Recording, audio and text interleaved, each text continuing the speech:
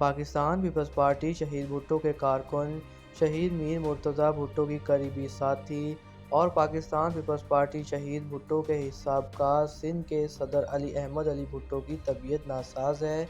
इस वजह से उनको कराची के निजी अस्पताल में दाखिल कराया गया है, जिस पे आई कारकुनान ने बड़ी तादाद में उनके लिए दुआ की और उनकी तैमादारी के लिए अस्पताल आए।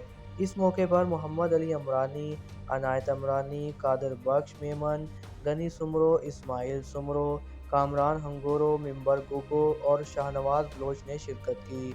तरकीब न्यूज़ के नुमाइंदे से बात करते हुए कहा कि पाकिस्तान पीपल्स पार्टी शहीद भुट्टो को अली मोहम्मद वल्द अली भुट्टो जैसे बहादुर सिपाहियों की ज़रूरत है।